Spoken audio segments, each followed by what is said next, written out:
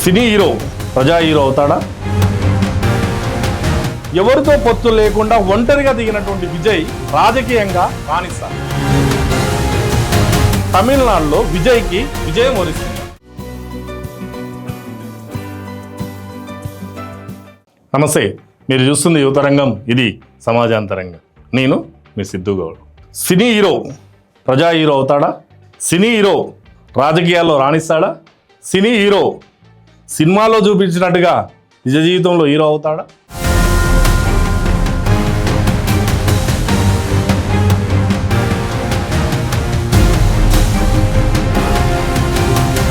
ఇది కొన్ని ఉదాహరణలు తీసుకున్నట్లయితే కొంతమంది సక్సెస్ అయ్యారు, కొంతమంది ఫెయిల్ అయ్యారు. సక్సెస్ కావడానికి గల ఆ రోజు ఉన్నటువంటి పరిస్థితులు ఆ రోజు అనుకూలంగా మారి వాళ్ళు సక్సెస్ కాదు. మారిన కాలంలో ఇప్పుడు సినిమా హీరోలు రాజకీయంగా రాణిస్తున్నారా అంటే కాస్త కష్టమే అనిపిస్తుంది. ఒకవేళ రాణిస్తే అది చరిత్ర అవుతుంది. సినిమా రికార్డులు ఎలా ఉంటాయో రాజకీయాల్లో రాణిస్తే కూడా రాజకీయ చరిత్ర రికార్డులు రాసినట్టుగా ఉంటుంది. ఈ విషయం మనం ఎందుకు చర్చిస్తున్నాం అంటే, ఇప్పుడు తమిళనాడులో జరుగుతున్నటువంటి అసెంబ్లీ ఎన్నికలు ఏవైతే ఉన్నాయో ఆ అసెంబ్లీ ఎన్నికల నేపథ్యంలో ఈ చర్చ మరోమారు తెరపైకి వచ్చింది. తమిళ నటుడు విజయ్ సినిమాలకు స్వస్తి చెప్పి రాజకీయాల్లోకి వచ్చింది. ప్రజాసేవే చేస్తాంటూ ప్రజా జీవితంలోకి వస్తున్నానంటూ రాజకీయాల్లోకి వచ్చింది. తమిళగ వెట్రి కలగం అనేటువంటి టీవీకే పార్టీని స్థాపించింది. పార్టీని స్థాపించి పార్టీ మీటింగ్లతోటి కాస్త వివాదాస్పదం కూడా అయింది.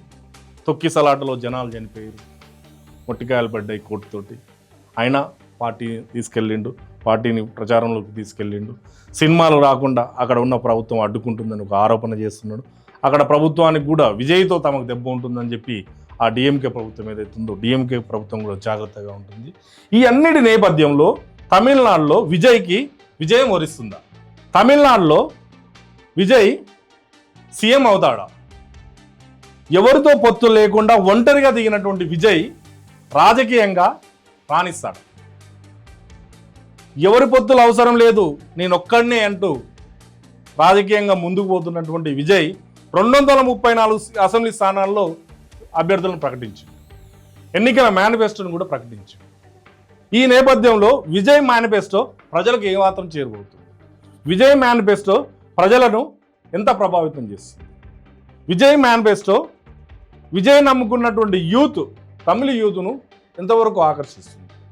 ఈ విషయాలను కనుక మనం చూసినట్లయితే ఇప్పుడున్న పరిస్థితులు వేరు. ఒకప్పుడు తమిళనాడులో డిఎంకే ఏఐడిఎంకే మధ్య ఆధిపత్య పోరు నడిచింది, అధికార పోరు నడిచింది. ఒక పర్యాయం డిఎంకే ఉంటే ఒక పర్యాయం ఏఐడిఎంకే ఉంది. జయలలిత, కరుణానిధి ఉన్న సమయంలో నువ్వా నేనా అన్నట్టుగా పోటీ ఉండి రాజకీయాలు రసవత్తరంగా ఉన్నాయి. రాజకీయాలు వ్యక్తిగత కారణాలతో నడిచినాయి. రాజకీయాలు ప్రజాకర్షణ పథకాలతో నడిచినాయి. రాజకీయాలు ప్రజలకు కానుకల రూపంలో వెళ్ళి దగ్గరయ్యి అధికారంలోకి వచ్చాయి. తమిళనాడులో జయలలిత గారు మరణించిన తర్వాత రాజకీయంలో చాలా మార్పులు వచ్చాయి. ఆ పార్టీ విచ్ఛిన్నమైంది. ఆ పార్టీలో ఉన్న వాళ్ళు కూడా చాలా రకాలుగా విడిపోయారు. పార్టీ బలహీనంగా మారింది. ఈ నేపథ్యంలో డిఎంకే అధికారంలోకి వచ్చింది. డిఎంకే అధికారంలోకి వచ్చినాక తిరుగులేని పార్టీగా ఉండి డిఎంకేకు ప్రతిపక్షం అనేది లేకుండా పోయింది. అంతేకాదు ఏఐడిఎంకేలో ముఖ్యమంత్రి ఉన్నటువంటి పన్నీర్ సెల్వం లాంటి వాళ్ళు కూడా డిఎంకేతో వచ్చారు. రజనీకాంత్ రాజకీయంగా ఒక అడుగు ముందుకేసి మళ్ళీ అక్కడున్న పరిస్థితులను అంచనా వేసుకొని వెనక్కి వెళ్ళిపోయింది. కమల్ హాసన్ ఒక పార్టీని పెట్టి ఆ పార్టీని పొత్తు కోసం డిఎంకేతో చర్చలు జరిపి ఆ చర్చలు విఫలమైన తర్వాత వద్దు, నేను పోటీ చేయడం లేదు, కానీ నా మద్దతు డిఎంకే అని ప్రకటించడం జరిగింది. ఈ నేపథ్యంలో విజయ్ చాలా ధైర్యంగా, మొండిగా తను నమ్ముకున్నటువంటి యూత్, తన నమ్ముకున్నటువంటి అభిమానుల అండదండలు తనకే ఉంటాయి, నేను రాజకీయంలో రాణిస్తా అని చెప్పి ఒక అడుగు ధైర్యం వేసిండు. ఆ ధైర్యం ప్రకారమే 234 మంది అభ్యర్థుల జాబితాను ప్రకటించిండు. ఇక్కడ ఏ పార్టీలో ఉన్నటువంటి సీనియర్ నాయకులను తీసుకోవడం కాకుండా తన పార్టీ, తన వ్యక్తిత్వం, తన చరిష్మాతోటి ముందుకెళ్తున్నట్టు ఎన్నికల్లోకి వెళ్తుండు. ఏప్రిల్ 23న అక్కడ ఎన్నికలు జరుగుతాయి. మరి ఈ ఎన్నికల్లో విజయ్ అనుకున్నట్లుగా విజయం సాధిస్తాడా? విజయ్ నిజంగా డిఎంకోని ఢీకొంటాడా? డిఎంకోని ఢీకనే సత్తా విజయ్కి ఉందా? ఈ ఆలోచనలు చూసినట్లయితే తమిళనాడులో సినిమా క్రేజ్ బాగుంటుంది. తమిళనాడులో ప్రజలు సినిమాలు అంటే పడిసేస్తారు. తమిళనాడులో సినీ నటులు అంటే ప్రజలు చాలా ఆసక్తిగా ఆకర్షితమై వాళ్ళు వింటుంటారు. ఎంజీఆర్తో మొదలు పెట్టుకుంటే జయలలిత వీళ్ళందరూ చూసినట్లయితే వాళ్ళందరూ అప్పట్లో చరిష్మాతోటే వచ్చినట్లు. ఇప్పుడున్న పరిస్థితులను కనుక చూసినట్లయితే డిఎంకే పార్టీని విజయ్ ఎదుర్కోవడం కొంచెం కష్టమే.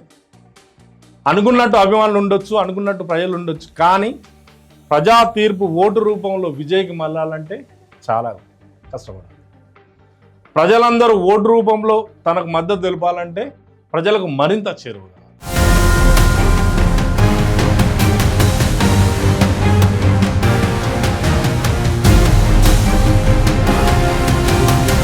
ఎన్నికల మేనిఫెస్టో ప్రకటించింది.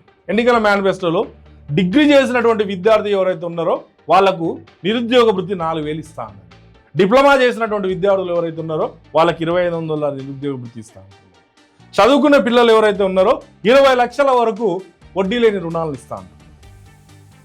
ఇలా ఆకర్షణీయమైన పథకాలు చాలా ప్రకటించింది.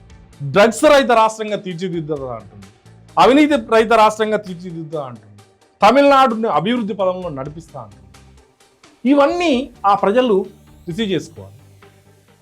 ఈ అన్నిటినీ ప్రజలు అవును విజయ్ ఇవన్నీ చేయగలడని నమ్మితే తప్ప ఓటేయలేడు. మరి డిఎంకే తక్కువ చేస్తుందా అంటే డిఎంకే కూడా ప్రజాకర్షక పథకాలు చాలానే ఇస్తుంది. ఈ నేపథ్యంలో డిఎంకేను కాదని విజయ్కి టీవీకేకి మద్దతు తెలపాలంటే ఈ నెల రోజుల ప్రచారం, ముఖ్యంగా ఈ 20 రోజుల ప్రచారం ఏదైతే ఉందో ప్రజలకు మరింత చేరువ కావాలి. ప్రజలకు నేను ఇవి చేస్తా, ఈ మేనిఫెస్టోని నేను అమలు చేసి నిరూపిస్తా అని చెప్పేటువంటి ఏదైతే ఉందో అది నమ్మించగలగాలి, ప్రజల్లోకి బలంగా తీసుకెళ్ళగలగాలి. అప్పుడే విజయం సాధిస్తాడు. నిజంగా తమిళనాట విజయం సాధిస్తే అది చాలా గొప్ప రికార్డు అవుతుంది. సినీ రికార్డు కాదు, ప్రజా రికార్డు అవుతుంది. ఆ ప్రజా రికార్డు, ఆ ప్రజా విజయం సాధిస్తాడా? ప్రజా విజయంలో విజయ్ స్థానం ఎలా ఉంటుంది చూద్దాం. అవి ఎన్నికలే రిజల్ట్ రూపంలో మనకు ఫలితాలను ఇస్తాయి. కాబట్టి అప్పటి వరకు వేచి ఉందాం. ఇది ఈరోజు టాపిక్. మరొక అంశంతో మళ్ళీ కలుద్దాం. నమస్తే.